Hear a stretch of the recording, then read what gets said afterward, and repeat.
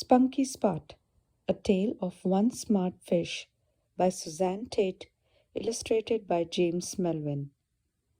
Spunky Spot was a little fish. He was a kind of fish called Spot. Spunky had gold and silver sides, and he had a black spot on each side. Spots swim in schools. They feed on the bottom of the water. There they find good things to eat, tiny clams and shrimps and crabs. When Spunky Spot was very little, he couldn't wait to be in the school.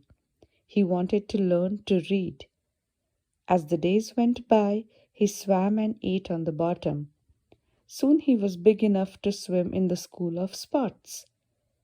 Spunky met his teacher in the school, Miss Spiffy Spot.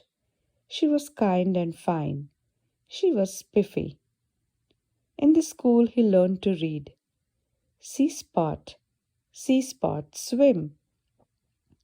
It was exciting to learn to read. But Spunky learned many other things from Miss Spiffy Spot. She taught him how to feed along the bottom of the water.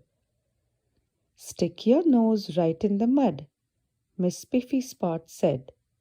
Maybe you can find a little soft crab or clam buried there. Spunky did as his teacher told him to do.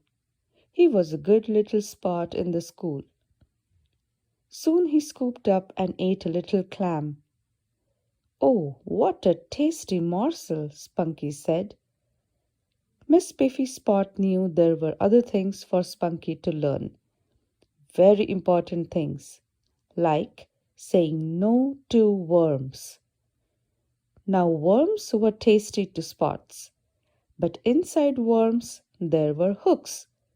Hooks just right to catch Spots.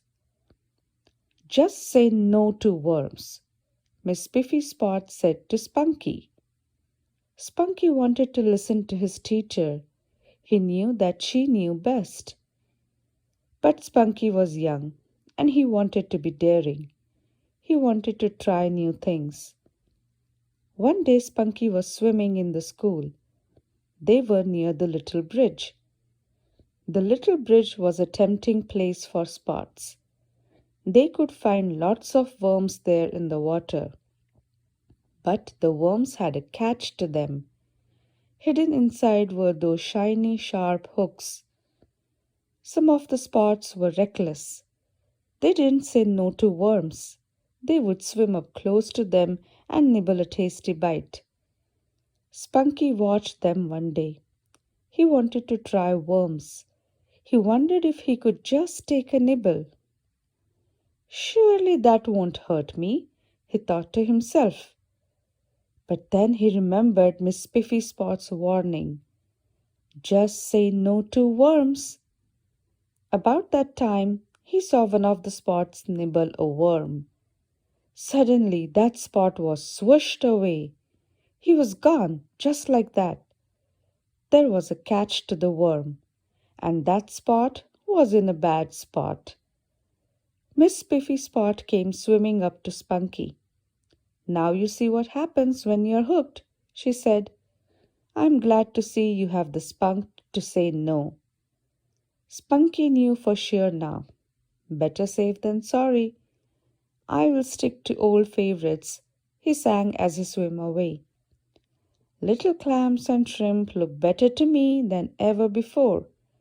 I will always say no to worms.